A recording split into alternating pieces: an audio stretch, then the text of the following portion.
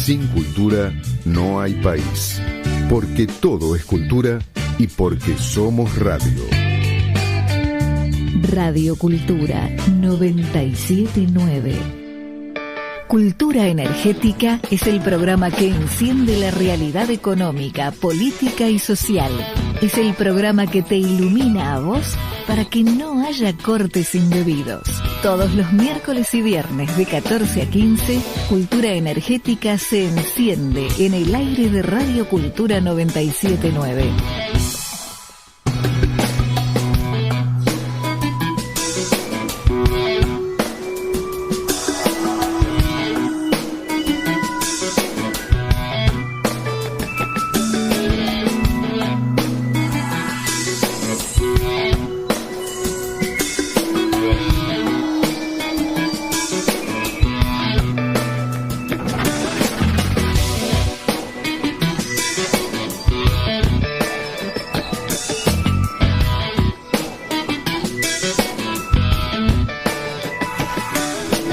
Buenas tardes, bienvenidos a este programa que hemos dado intitular, cultura energética, porque la energía tiene sus distintos puntos de vista, porque la energía tiene sus apreciaciones, porque la energía tiene sus realidades, porque la energía nos interpela, porque la energía nos convoca, porque la energía nos evoca y en definitiva todos somos electrodependientes, porque en definitiva la energía es vida y si la energía es vida significa que a nivel federal somos energía. Buenas tardes, bienvenidos a Cultura Energética.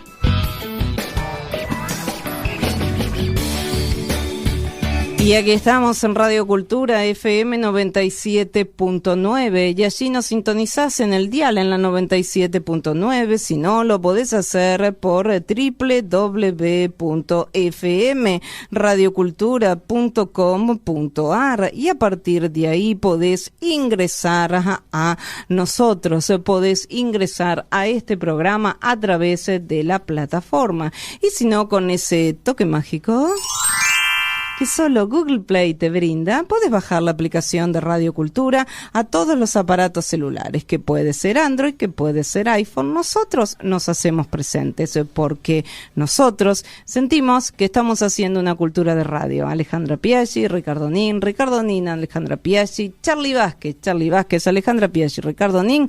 Hacemos una cultura de radio porque sentimos que somos radio.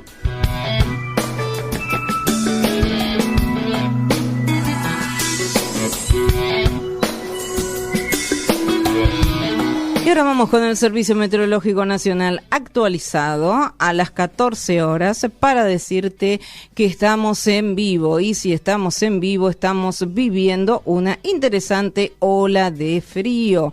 En el día de la fecha, la mínima estuvo en 2 grados. Y vamos a decirte que en la actualidad la temperatura está siendo de 10 grados 2.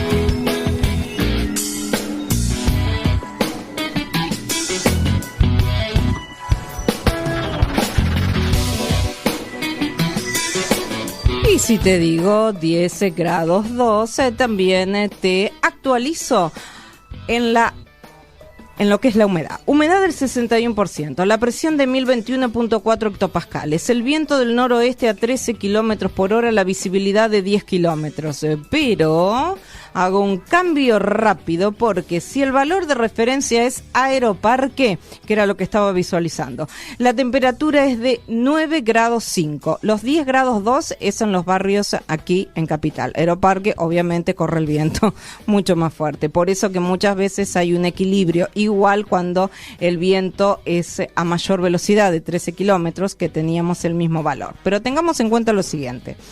El valor de referencia Aeroparque de 9 grados 5, la sensación térmica en estos momentos, siendo las 14:10 minutos, es de 7 grados 6. Es decir, estamos teniendo una sensación térmica menor, que pocas veces pasa. Por lo general la temperatura y la sensación térmica están equiparadas. Estoy dando la última información desde el Servicio Meteorológico Nacional. El sábado la temperatura mínima de 7 grados, máxima de 14 grados, mayormente nublado, y mi garganta va a llegar con lo justo. El día domingo, una mínima de 5, una máxima de 13. El día lunes, lo bueno es que no hay pronosticadas lluvias. Esto sí, para toda la semana entrante no hay pronosticadas lluvias. Lo que sí, ola polar, es decir, frío, va a ser frío, salgan abrigados con sol igualmente porque empezamos las vacaciones de invierno para muchos, por consiguiente el solcito dentro de todo va a ser posible que se hagan presentes igual en las plazas y demás, y no es necesario a la temperatura mínima a las 7 de la mañana cuando los chicos van al colegio, eso también es mucho mejor. Entonces decimos el lunes, mínima de 3 que algunos dicen que puede llegar a estar en 0 grados el día lunes. Máxima de 12. El día martes, mínima de 5, que puede llegar a estar en 2. Y máxima de 12. El resto de los días, de a poquito va a ir ascendiendo la temperatura, pero preparémonos para mucho frío. Y se dice que si no cambian algunas cuestiones, para el fin de semana a lo mejor estamos con 22 de máxima y 24. ¡No! Es decir, vivimos una ola polar fuertísima y después vivimos una primavera-verano y después de vuelta una ola polar. Realmente el tiempo está como el país y el dólar también porque sigue subiendo. La temperatura sería el próximo, no el próximo fin de semana. Y obviamente con todo esto, hecha la apertura, dicho el Servicio Meteorológico Nacional, actual, porque te lo saqué actualizado de ahora, por eso que hasta te di el cambio vinculado a los 10 grados 2 del inicio e hice unos segundos de demora para actualizártelo como corresponde. Te digo que tenemos el Servicio Meteorológico Nacional extendido, de muchísimo frío a quizás primavera-verano, rarísimo, y después muchísimo frío, y así es como estamos. A cuidarse que hay muchas bacterias y los sanatorios en guardias están colapsados como los hospitales. Dicho todo esto, ahora sí, Cultura Energética se hace presente. Cultura energética. Porque encender los sentidos para obrar con vos es nuestro objetivo.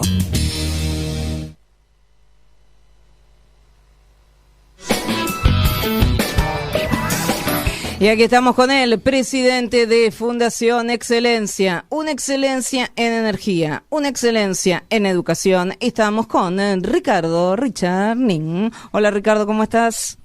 Hola querida Ale, ¿cómo estás? Bien, muy bien. Estamos muy bien. A veces el frío nos desconecta un poco y también, no sé si es el término justo a usar, pero nos descalibra el ánimo, ¿no? Pasa, sí, en muchos casos. Lo bueno es que a veces hay sol. Sí, pero el frío es terrible. Sí. A vos te afecta muchísimo el frío. Terrible. Terriblemente, Terrible. Sí, es verdad. Por eso estoy deseando que pase el invierno. Y yo te diría que, mira, hasta el miércoles que viene, jueves, vas a tener temperaturas bajas de invierno. Después te puede llegar a venir una primavera-verano, pero me parece que después también vas a tener bajo. Pero atravesar lunes, martes, miércoles. El lunes, martes es lo más fuerte, lo más pesado. ¿Será que puede eso ser... lo más fuerte? No, de esta semana. Ajá. No, bueno. Hay otras cosas más fuertes. No, estoy hablando del clima, por favor. No. Igual, si atravesás un lunes y un martes de 0 y 2 grados. Pero, ¿vos te acordás aquel 9 de julio que nevó? Sí, a eso iba, porque me han dicho que podemos tener nevadas otra vez en Buenos Aires. Exacto. Por eso te digo, acordate de aquel 9 de julio que nevó. Este 9 de julio lo vivimos fantástico, verdaderamente, en relación a aquel momento. Aunque cuando está la nieve es como que salís igual y decís disfruto de la nieve. Es como sentirte quizás en Bariloche, que no es lo mismo, obviamente. Claro. Pero bueno, disfrutás de la nieve. Cuando es frío por gélido, esa es diferencial. Y además lo que sucede es que fue un poco mágico todo eso de la nieve, porque siempre decimos, había nevado una vez. Claro. Allá, ¿no? Y no imaginamos que íbamos a poder vivenciar. Tuvo el ese nuevo toque. siglo, íbamos a poder vivenciar los 200 años de nuestra independencia y que iba a nevar. Claro, fue un toque mágico. Así es. Y ahora vamos a estar con la magia de ella, y la magia de ella es extraordinaria. Tampoco está aquí en Argentina. Venimos de un programa Cultura e Historia de los Inmigrantes en el cual tuvimos a un referente de la Embajada del Salvador. Ahora voy a preguntarle a ella dónde está, porque tampoco está en Argentina. Magíster en Ciencias Sociales de la Facultad Latinoamericana de Ciencias Sociales, doctorada en Estudios del Desarrollo de la Unidad Académica, en Estudios del Desarrollo de la Universidad Autónoma de Zacatecas, becaria del Consejo Nacional de Ciencia y Tecnología, México, les voy adelantando, especialista en educación y nuevas tecnologías, licenciada en psicopedagogía de la Universidad Nacional de Río Cuarto, diplomada en anticipación estratégica y gestión de riesgos de la Universidad Nacional de la Defensa Argentina, investigadora del programa de análisis de la construcción de sentido en plataformas digitales del Instituto de Cultura y Comunicación de la Universidad Nacional de Lanús, entre infinidad de títulos y de cargos. Estamos con ella, con Betiana Elizabeth Vargas. Hola Betiana, ¿cómo estás? Buenas tardes, ¿cómo te va? Buenas tardes, Ale. ¿Cómo están? ¿Cómo está mi amigo Ricardo también? Bien, ahí, aquí lo tenés con frío, gélido. Gélido. Y te Yo digo, les quiero decir sí, que estoy en Argentina. Ah, así ¿viniste? que estoy pasando el mismo frío. Ah, porque ¿estabas en dónde? Yo te hice una entrevista la semana pasada que Sí. estabas en... No. La semana pasada también estaba acá en Argentina. Yo vine hace un mes más o menos. Sí. Llegué desde allá, desde México, que Bien. es donde estoy estudiando Bien. el doctorado y a donde estoy viajando frecuentemente, digamos. Claro, O sea, vas y venís, cada entonces cierto- estás entre Exacto. México, Argentina, Argentina, México. Yo te he Sí. entrevistado en Y- México, te he entrevistado en Argentina y así sucesivamente. Y así Exacto. lo voy a seguir haciendo. Sí, claro que sí. Sí, Y, sí, que- sí, y te hago voy a una estar a pregunta, disposición. allá cuando estás en México, Betiana, ¿cómo está el clima por lo general? Y no, es un contraste muy grande Claro. porque, claro, primero, allá estamos en verano. Claro. Entonces, el contraste es amplísimo, siempre, o sea, pero también su invierno, o por lo menos el lugar donde estoy yo, que es Zacatecas, Sí. que es una ciudad que está ubicada como en la parte centro de México, más hacia el norte, ¿no? O sea, encima de Ciudad de México, y es, digamos, una geografía semidesértica, Claro. ¿no? Entonces, digamos, por las noches sí refresca, pero en el día hace mucho calor. Claro. O sea, el sol es intenso. Entonces, este frío, bueno, no, ahí creo que las personas de Zacatecas me van a Sí. linchar cuando vuelva. Sí. Pero ellos dicen que su invierno es frío. Claro. Porque, claro, están en una altura elevada, ¿no? Sí. Entonces, ahí hay una situación que, bueno, cuando es invierno, Sí. sí pasan temperaturas que son, que alcanzan o que están cerca de bajo cero, digamos. Sí. Pero bueno, son fríos distintos. Claro. O sea, Decirles que el vengan frío el es lunes, una martes acá. exacto. Sí, lo van a Sí, vivir sí, de sí. otra manera. Muy bien. Exactamente. Bueno. Bueno, seguramente en Córdoba va a nevar. Yo soy de Córdoba. Seguro. Bueno, Sí, contanos sí, sí. para aquellos que no saben, porque nosotros, yo Sí. ya tuve el placer de entrevistarte. Contame un poquito de tu historia, porque estamos hablando de Argentina, México, de Córdoba, vos estudiaste. Bueno, contanos un poco primero de tu historia en materia educativa y después nos vamos a adentrar a las temáticas. Contame cómo Perdón, fuiste Muy bien. estudiando. Hay algo que es atrapante, Ale, y que es su historia. Mm. Su historia, y yo diría que comencés con tu historia, esa historia maravillosa, desde el comienzo, de papá, mamá, y en adelante. Todo lo Desde que tu fuiste infancia hasta ahora. Así es. Vamos, Betiana. Bueno, vamos por el repechaje. Primero, No, y te cuento que algo, nada, te voy a cuento algo, saludar. Betiana. Hay algo que vamos a decirle a nuestros Sí. oyentes. Entre Betiana y yo nos vamos a estar interrumpiendo permanentemente porque no sé quién habla más, si Betiana, Alejandra, Ha Betiana. pasado, lo he visto. Lo cual es mágico, es algo extraordinario, es algo que Yo crea ya una quiero ir a la radio fantasía. con ustedes. La próxima estás aquí porque va a ser un placer. Ahora sí, Betiana, desde tu infancia Ahora hasta ahora sí, con muy bien. interrupción de Alejandra en algún momento. Bien. Exacto. No hablo más, No, primero que nada, saludar a los oyentes y a las oyentes que bueno, que nos escuchan y que están siempre atentos. También a amigos, a compañeros y compañeras de trabajo, a mis compañeros de la universidad que ahora están conectados. Bien. Bueno, en ese marco que plantean, no lo voy a hacer tan extendido a la presentación más de mi historia, de mi trayectoria, porque ya lo hicimos en la entrevista que comentás, Ale, que fue la semana pasada. Así que, bueno, vamos a invitar a todas las personas a que escuchen esa entrevista. Muy bien. Pero sí, como ustedes cuentan, sí, provengo, digamos, mi origen ha sido en un pueblo muy chico al sur de Córdoba, que se llama Jovita. Es un pueblo que tiene 5.000 habitantes y que queda, digamos, a 200 kilómetros de Río Cuarto, para tomar una referencia, ¿no? Sí. Bueno, yo ahí crecí,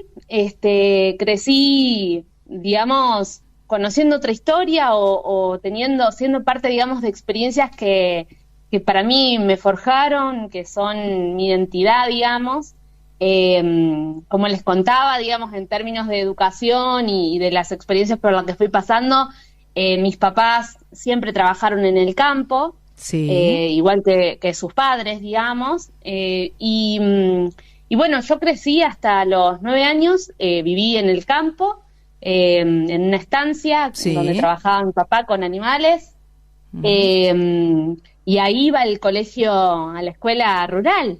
Bien. Tengo toda esa experiencia, digamos, de plurigrado, de estar con mis maestras, de hacer incluso hasta el jardín, ¿no? Y hasta el día de hoy yo me cruzo con mis compañeras y mis compañeros de aquel momento, nos reconocemos y hay un código ahí, ¿no? Es muy hermoso, porque, bueno, o sea, es una realidad educativa totalmente distinta, las maestras se mudan, viven ahí en la escuela rural.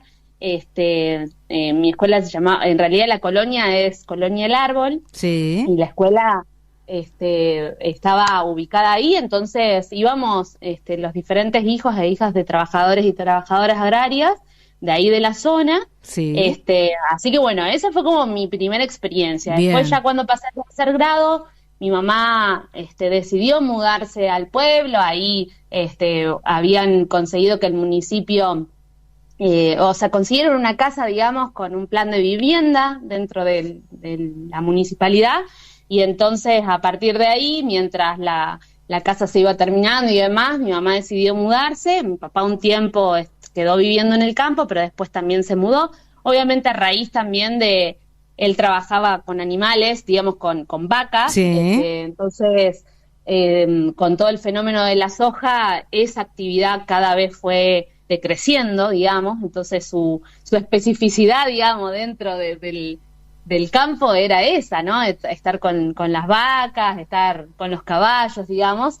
Pero bueno, el fenómeno de la soja, por lo menos en el sur de Córdoba, fue arrasando con todo, digamos, con todas las otras actividades agropecuarias, ¿no? Y bueno, ya cuando mi papá se mudó ahí al pueblo, yo hice hasta el secundario, digamos, y después, bueno, lo que les contaba en la entrevista anterior, o sea, quienes venimos de las provincias pasamos esa situación de desarraigo, ¿no?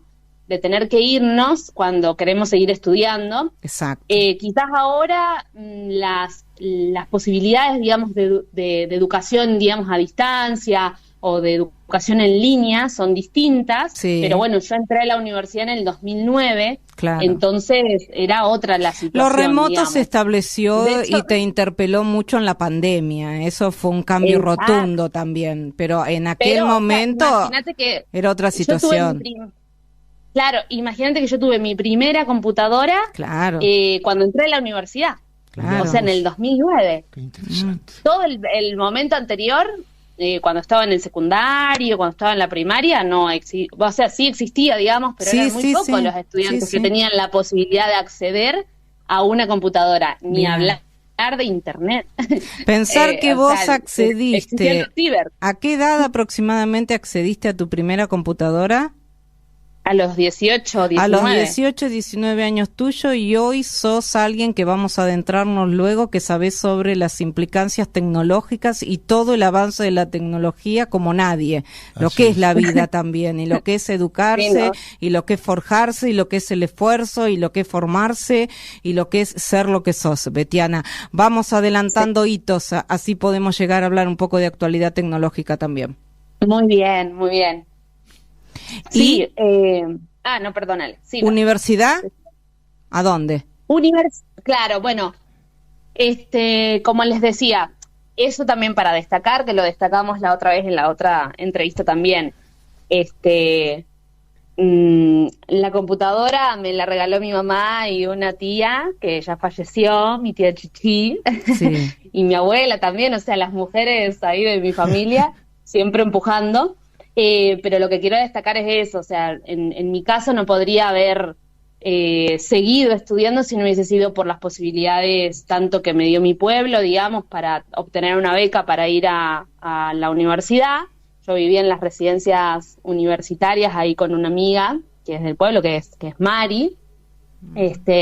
Vivíamos en las residencias que están ubicadas dentro de la universidad y que, digamos, funcionan eso justamente como becas, donde sí, los municipios de la región tienen camas, se le llaman, ¿no? O sea, sí, tienen diferentes, digamos, un número determinado para las personas que vienen de sus pueblos, y también la universidad contribuye para que las personas que tenemos, que no tenemos las mismas oportunidades en términos socioeconómicos, podamos acceder, digamos, a la educación pública. Bien. Eso para mí me cambió la vida, o sea, en ese sentido fue algo disruptivo totalmente en una trayectoria que incluso en mi familia, no, digamos, soy primera generación, ¿no? Graduado en universidad pública. Entonces, ahí sí hay un factor que, como es la realidad de millones y millones de estudiantes de Argentina, incluso de Latinoamérica, podemos contar esta historia de haber podido entrar a la universidad, tener una trayectoria, digamos, de permanencia, ¿no? Sí. A pesar de todas las dificultades que se presentan cuando uno estudia, y después la posibilidad de poder graduarse, ¿no? Betiana, ¿y cuál fue la primera universidad pública? ¿Cómo? ¿Cuál fue tu primera universidad pública? Sí, bueno, fue Río Cuarto. Bien. Esto que te contaba, que bueno, bien, queda a 200 kilómetros de mi pueblo. Río Cuarto también, o sea, una universidad de prestigio, sí, con muchísima tarea social, digamos. Sí. En Río Cuarto, hablar de la Universidad de Río Cuarto es una institución en sí misma, una de las más importantes. Y bueno, o sea, desde ahí en la Universidad Nacional de Río Cuarto, siempre lo digo. ¿Qué estudiaste? ¿Cómo? ¿De qué te recibiste en la Universidad Nacional de Río Cuarto? Bueno, ahí estudié psicopedagogía. Bien. Que en este tema no me voy a meter mucho porque si no empezamos a hablar, porque sé que fuiste colega. Del otro programa. Perdón. Psicopedagogía empezamos a hablar y no paramos más. No paramos más porque encima sabe que yo soy licenciada en psicología, entonces no saben lo que fue otro programa. Entre yo licenciada en psicología, ella licenciada en psicopedagogía, fue fantástico. El programa fue brillante. Fue extraordinario. Vamos a hacer una cosa. Ya está la licenciatura en psicología. Vamos a continuar con otro hito en tu vida. Después. Sí. Bueno, en el 2014, por todo este proceso que también en la universidad se fue forjando, fuimos construyendo, como yo les decía, la universidad para mí fue también uno de los hitos más importantes, y a mí digamos, con la llegada, con pisar la universidad, para mí fue abrir mi cabeza al mundo, ¿no? O sea, y eso fue disruptivo y fue una crisis en sí misma, ¿no? Que obviamente la transité de manera colectiva con mis compañeros y mis compañeras, que hasta el día de hoy con muchos de ellos y muchas de ellas continuamos trabajando sobre proyectos de compromiso social. Es más, algunos nos deben estar escuchando. Les mandamos un cariño muy grande. Así que les mando un saludo. Y avanzamos. Y, bueno, y entonces a partir de eso, de todo ese proceso, nosotros trabajábamos sobre alfabetización, trabajábamos en barrios, con todos proyectos más que nada de de acercar, digamos, la universidad, de sacarla de ese lugar tan pulcro que a veces se la pone y que generalmente se tiende como a pensar de que solo algunos o unos pocos pueden acceder a ese conocimiento. Bueno, un poco desandar esas... Qué bueno lo que estás diciendo, esos grandes, qué bueno lo que estás emblemas, diciendo, ¿no? De la sociedad, que es una que es una herramienta, digamos, que se la quiso poner así como una herramienta de élite. Bueno, nosotros intentamos romper permanentemente. A partir de todo ese trabajo universitario, a compañeras y compañeros me convocaron para trabajar acá en Ciudad de Buenos Aires, en un registro en el que, bueno, uno de los compañeros, uno de nuestros grandes compañeros, un referente para mí, que es Lucas Aguilera, estaba, trabajando como gerente en uno de los registros, que es el Registro Nacional de Trabajadores y Trabajadoras Agrarias. Bien, Lucas Aguilera. Y ahí mi tarea fue acompañar a una de mis compañeras, que es Paula Jiménez, en, digamos, todo lo que tenía que ver con... formación y capacitación, digamos, todas las tareas de alfabetización. Acá conocí a un montón de personas que me enseñaron muchísimo sobre, digamos, algo que yo conocía en mi experiencia cotidiana, ¿no? Que era justamente el sector, digamos, agrario, campesino de nuestro país, que a mí me atravesaba y me tocaba, digamos, desde las fibras más primarias, ¿no? Las más íntimas, las más familiares. Bueno, y con toda la situación de injusticia que pasa ese sector. Bueno, ahí tuviste lo agrario, la psicopedagogía en el trabajo y el compromiso social. ¿Qué es lo que pasó allí? También un bien para Paula. ¿Qué es lo que aconteció y dónde desembocaste? Bueno, esa experiencia fue maravillosa hasta el cambio, digamos, de gestión que atraviesa Argentina en el 2015, cuando gana Mauricio Macri. Ese registro que había sido recuperado en realidad que había sido, si se quiere, nacionalizado, ¿no? O sea, había pasado a la órbita del Estado-Nación. Vuelve a su figura anterior y con eso echan a todos los trabajadores y trabajadoras que en cierto momento, o sea, en ese periodo, digamos, en el que entra a la órbita del Estado-Nación, que fue en el 2012, toda esa cantidad de trabajadores y trabajadoras que se habían incorporado quedan en un gris, digamos, y somos echados, ¿no? Bien. Entonces ahí fue un periodo crítico que... me sentí como se siente Ricardo con el frío, ¿viste? Eso, media... Gélida, estaba gélida. Triste. Sí. Claro, sí, fue horrible ese proceso para mí. Obviamente, colectivamente con los compañeros y las compañeras nos sostuvimos, o sea, había una decisión también de hacer raíz, de echar raíces acá en Capital Federal, y para compañeros y compañeras que venimos, si se quiere, de las provincias, no es fácil. Uno en Capital Federal siempre se siente extranjero. Es verdad. A pesar de que somos parte del mismo país. Entonces, eso es una tristeza, pero pasa en nuestro país, se dice tremendo. El interior del interior. Bueno, avancemos después de lo acontecido, después de ese cimiento, ¿hacia dónde fuiste con esa fortaleza que tuvieron? Bueno, cada uno se fue incorporando en diferentes proyectos, en diferentes lugares. En mi caso me tocó asumir una tarea, una responsabilidad en la Universidad Nacional de Lanús. Ahí me tocó coordinar un gran proyecto de capacitación que llevó adelante la universidad para capacitar a trabajadores y a trabajadoras que, digamos, se organizan bajo la modalidad de cooperativas de trabajo. Bien. Y bueno, fue un proyecto que a la universidad fue grandioso en el sentido de los recursos que le llegaban a la universidad para hacer un trabajo que obviamente entre el 2017 y 2018 era un momento de crisis profunda en Argentina. Recordemos que por ese momento estuvieron todas las movilizaciones contra la reforma previsional. Exacto. O sea, el contexto era muy crítico y este proyecto, bueno, si se quiere, acompañaba a un sector que, como el sector agrario, el sector cooperativista o de la economía popular, ¿no? O economía social, es un sector también que atraviesa duras situaciones cuando los procesos de crisis tocan nuestro país. Bueno, ¿no? pero o sea, vamos siempre... a decir que la Universidad Nacional de Lanús tiene una rectora con ovarios, como lo es Ana Jaramillo. Entonces ahí está todo dicho al respecto. Diciendo esto, estamos con todo. Y entonces avanzame en la última parte, que tengo que hacer un spot de campaña, porque estamos en campaña electoral, por si no te habías dado cuenta, Betiana, y después continuamos a adentrarnos en la tesis. Llegame a la tesis. Muy bien. Bueno, y después de todo ese proyecto que desarrollábamos con un equipo, esto lo comentamos en la entrevista anterior, así que también invitamos a que escuchen la entrevista anterior, conformamos ahí con un compañero y un equipo ahí de investigadores, todos investigadores jóvenes, que eso es lo particular.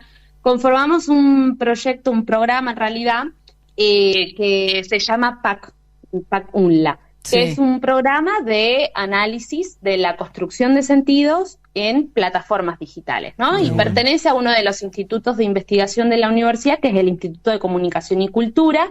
Y bueno, desde el 2019, que más o menos nos juntamos a conformar este día proyecto, o sea, antes de la pandemia, te estoy diciendo, empezamos a trabajarlo, a darle un poco de cuerpo, ¿no? Un poco porque uno estaba ya movilizado, y en mi caso yo ya venía con compañeros de militancia discutiendo sobre estos temas, y bueno, sucedió, esto es importante, que recuerdan el golpe a Bolivia, que fue en el 2019, en noviembre. Desde este grupo de investigadores jóvenes que nos habíamos encontrado, dijimos, tenemos que entender qué está sucediendo en Bolivia.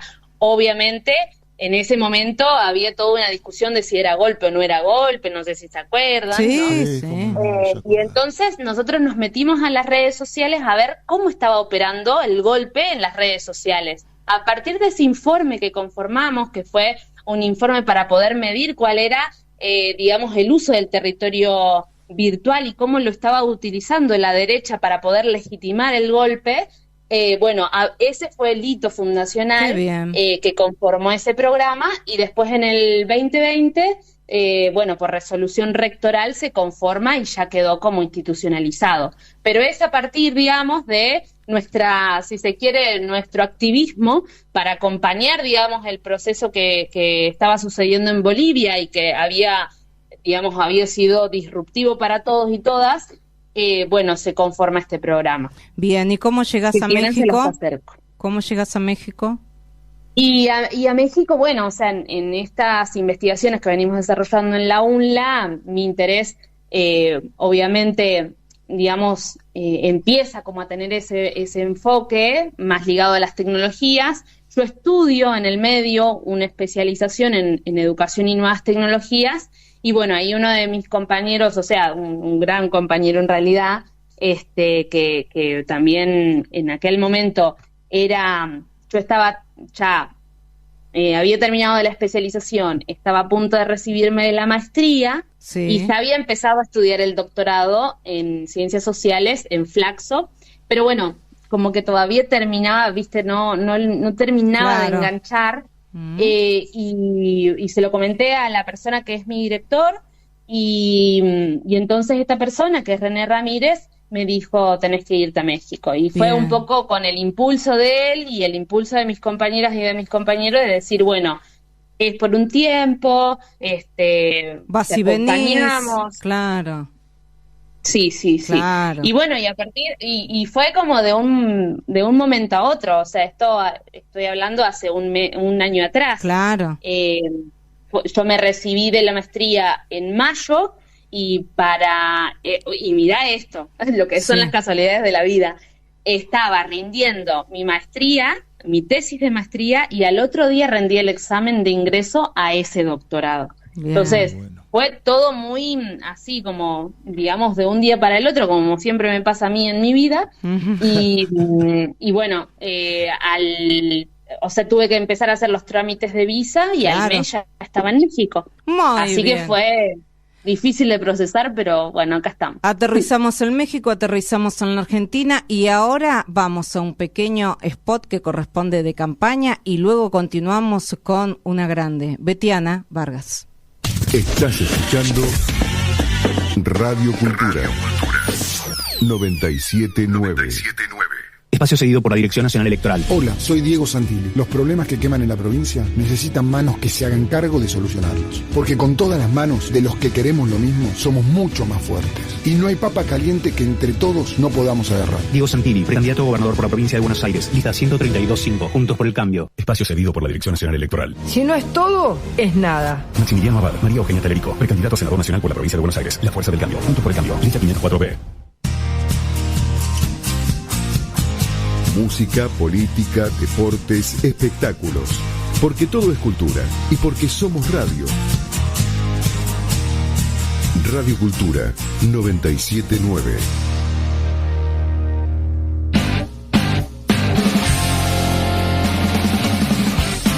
Cultura energética enciende la tarde de Radio Cultura 979.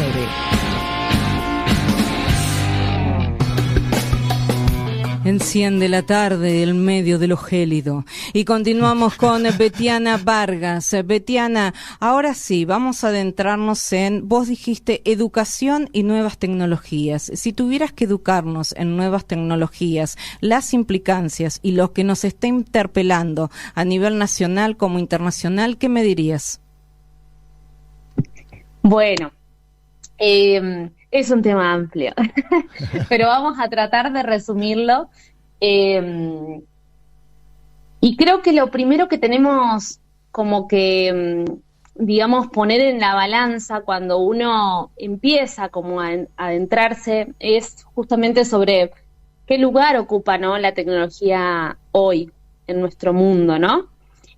Obviamente el sector educativo, como todos los ámbitos de nuestra vida, están siendo interpelados. Así es. Y a veces es muy difícil hacer esa separación, ¿no? Nos invade y por eso no hay que perder de vista que digamos, es parte, digamos, de los cambios y de las transformaciones que estamos teniendo a nivel de orden social, ¿no? A nivel, digamos, de las relaciones a nivel global, ¿no? Sí. Claro. Y entonces, esto es por ahí, siempre cuando trabajamos en las clases, cuando discutimos con otros colegas o con estudiantes, ¿no? Uno siempre tiene que partir por entender, bueno, ¿en qué situación nos encontramos? O sea, ¿cómo entendemos este mundo hoy? Y a veces se nos olvida, no sé si, digamos, de manera intencional o por ahí, bueno, porque lo tenemos tan habituado, ¿no? Pero lo cierto es que nosotros y nosotras nos encontramos en un sistema que es el sistema capitalista, ¿no? Y entonces ese es el sistema que nos regula, ¿no? Que es que digamos, permanentemente opera en nosotras y en nosotros. Y hoy ese sistema es el que está atravesando una profunda crisis, ¿no? Es una crisis estructural, una crisis total, ¿no? Una crisis que se da en diferentes, digamos, puntos o esferas, digamos, y a la vez. Entonces eso también nos ahoga un poco, nos desconcierta en ciertos momentos, ¿no? De hecho, a mí me gusta mucho el concepto de tiempo liminal que propone Álvaro García Linera, que es un gran intelectual de nuestra América, porque así nos sentimos, ¿no? Como en un tiempo de desasosiego, digamos, en un tiempo muy, digamos, que pareciera que estamos atravesando como un presente perpetuo, ¿no? O sea, claro, como que no hay futuro, qué como fuerte, que es muy difícil, ¿no? Exacto. Perdón, ¿cuándo? Y esto se debe justamente a este proceso, a este momento de crisis, ¿no? Esta crisis, o si se quiere, digamos, lo forzado, digamos, de esta crisis que hoy estamos atravesando, habla también de un momento de transición que está pasando este sistema capitalista, y esa transición hoy tiene un papel muy fuerte el que juega la digitalización. Digamos, en los 70, en la gran crisis que tuvimos en los años 70, veíamos ese paso, si se quiere, desde de la gran industria, digamos, o desde las multinacionales a una fase más financiera, ¿no? Entonces, ahí hubo un quiebre en la cuestión productiva, que hasta el día de hoy lo sentimos, porque hay un sector especulativo que permanentemente opera y permanentemente genera, si se quiere, esas burbujas, ¿no? Que de repente explotan, estallan. Y bueno, esta transición, digamos, que estamos atravesando hoy, o en esta transición juega un papel muy fuerte la cuestión de lo digital, ¿no? De la digitalización, que viene ya desde el 2008, ¿no? Sí. O sea, cuando se produce esa gran crisis en Estados Unidos, producto de todo lo que tenía que ver con la burbuja inmobiliaria, bueno, los sectores financieros frente a esa crisis invirtieron muchísimo en el sector de la tecnología, ¿no?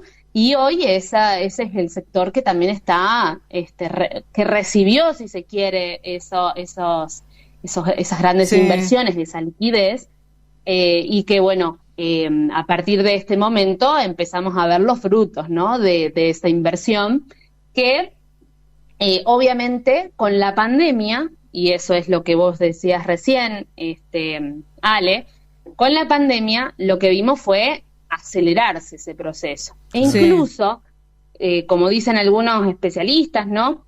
Vino a mostrar de que la digitalización es posible, ¿no? O sea, la digitalización de nuestro mundo, el estar en nuestras casas y educarnos y consumir y recrearnos, ¿no? O sea, por más ahora, que lo hayamos sentido como un momento súper abrumador, lo cierto es que lo mostró. Betiana, mostró un mundo posible digital al que no estábamos acostumbrados. Para todos y todas, pero ¿es accesible para todos a nivel mundial? Y después te quiero preguntar, ese vos es dijiste, el presente nos condena, ¿es una condena perpetua esta? Eso es lo que yo te iba a preguntar antes, lo que te acaba de preguntar Ale. Cuando ese es un punto. A ver. Ese es un punto porque creo que, digamos, lo que sucede es justamente que hoy, digamos, esa crisis se manifiesta, si se quiere, por la competencia, la disputa entre grandes proyectos estratégicos a nivel global. Entonces, hay proyectos, digamos, que nos están llevando, si se quiere, a esta nueva forma de vida, ¿no? Como un proyecto, si se quiere, de vida que va a ser posible, ¿no? Sí. Que es el sector más globalizado. Pero después también hay otros sectores que están diciendo, no, esa globalización que en los 90 o en los años 2000 nos vendían y nos decían que era posible y que en algún momento los beneficios de toda esa inversión iba como en caída, iba a caer a otros grupos sociales. Bueno, lo cierto es que lo que vemos es que la desigualdad aumentó, que la exclusión aumentó, que cada vez son sectores más concentrados los que están teniendo las posibilidades hoy en día, ¿no? Se habla de un 99% versus un 1%, o sea, cómo la concentración de la riqueza está cada vez en menos manos, ¿no? Sí. Y entonces, lo cierto es que la crisis, ¿no? Y este presente perpetuo nos tiene a las grandes mayorías de encerrados, ¿no? Ahí adentro. Pero sí hay que entender de que todavía, como estamos en crisis, todavía esa puerta no se ha cerrado. O sea, esa globalización o ese mundo digital, que es un mundo que lo tenemos, digamos, en nuestro teléfono todos los días, ¿no? O sea, es un mundo que sigue pujando por emerger o por consolidarse como dominante. Hoy lo estamos discutiendo porque todavía no se conforma como lo dominante, pero sí está pujando para hacerlo, ¿no? Y permanentemente lo observamos. Betiana, entonces, y en relación a esto, con lo dominante, ¿no hay mucho de la inteligencia artificial que se lleva a cabo? Exacto, sí, eso. Una sola cosita quiero agregar. Acá, en esta competencia, ¿no? que se dan entre los grandes capitales, ¿no? que están empujando, o que son esas élites globales que, si se quiere, en todos los tiempos han existido, ¿no? Bueno, hoy, de hecho, Paula Jiménez, que es una compañera, ¿no? investigadora de acá también de Argentina, habla de la conformación de una nueva aristocracia financiera y tecnológica, como esos sectores o esa élite cada vez más pequeña, ¿no? Donde ciertos sectores, por ejemplo, como en el caso de Elon Musk, como en el caso de Zuckerberg, son los que permanentemente están pujando por tener una mayor tajada de la torta. Pero resulta que, bueno, ellos se reparten, si se quiere, los grandes beneficios del que todos, el resto de la humanidad, estamos trabajando y estamos alimentando, ¿no? Bien. Y entonces, en ese marco, la competencia que se da alrededor de la tecnología es una competencia por quién controla esa tecnología, que termina siendo estratégica. ¿Justamente para qué? Como les decía al comienzo, estamos en un mundo que está regulado bajo las relaciones sociales capitalistas, y entonces lo único que buscan estos grandes capitales es aumentar su ganancia, ¿no? La tecnología es un factor que permite, ¿no?, ampliar esas posibilidades para aumentar, digamos, esos márgenes de ganancia. Eso es lo que también es discutible, porque clarísimo. Hay otros estudios que están mostrando que en términos de productividad hoy no se está alcanzando en las expectativas que estos grandes capitales decían que la tecnología nos iba a traer. Bien. Bueno, lo cierto es que también, para dejarlo ahí como parte del diagnóstico, del análisis de situación más general, hoy estas tecnologías, que son tecnologías disruptivas para la vida y para lo social, están siendo, si se quiere, como disputadas o están, digamos, en el centro de la competencia de dos grandes proyectos estratégicos, ordenémoslo así. Uno que podría ser quizás más cristalizado, digamos, como el proyecto que empuja China, ¿no? Y otro, Estados Unidos, que ha sido históricamente uno de los sectores, digamos, o de los campos que mayor desarrollo ha tenido en materia científica y tecnológica, ¿no? Recordemos que, por ejemplo, esta semana estuvo de visita la secretaria del Tesoro de Norteamérica en China, ¿no? Un poco buscando que no se pierdan, si se quiere, los intercambios comerciales, ¿no?, entre ambos países, pero siempre, digamos, el factor de competencia está puesto en no solamente la guerra que tiene Estados Unidos-China, es una guerra comercial, digamos, sino también y especialmente es tecnológica, ¿no? Exacto. En términos de restricciones de, por ejemplo, de exportación de tecnologías, todo lo que tiene que ver con la competencia en relación a los materiales, ¿no? O sea, si se quiere, a los minerales que se necesitan para la construcción de semiconductores, por ejemplo, claro. La disputa alrededor del litio, sobre la disputa alrededor de tierras raras.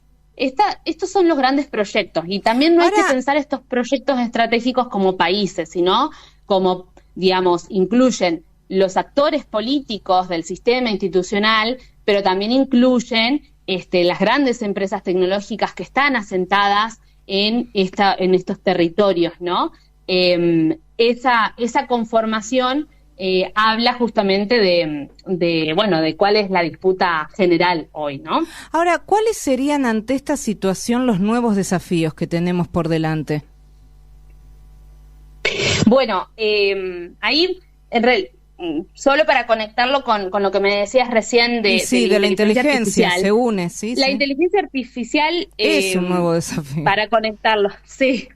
Bueno, hoy no hay una definición, o sea, diferentes expertos y expertas confirman que no hay una definición en sí universal de inteligencia artificial, ¿no? Se puede Pero te dice lo siguiente, digamos, Betiana, y te lo quiero preguntar, Betiana, discúlpame que te interrumpa, porque se dice que la inteligencia artificial claramente supera a la mente humana. Entonces, ¿qué desafío nos coloca y en qué nos interpela? A ver, acá, digamos, para mí hay que trabajarlo mucho más a estos conceptos, porque creo que hay una parte de las narrativas, justamente, ¿no?, que aparecen socialmente y que empiezan a permear dentro del sentido común, que hay que seguir trabajando, ¿no? Cuando hablamos de inteligencia artificial, como les decía, no hay una definición tajante. Sí se la puede comparar con la mente humana y pareciera como que va a ser lo que nos va a dejar sin trabajo, bueno, etcétera, etcétera.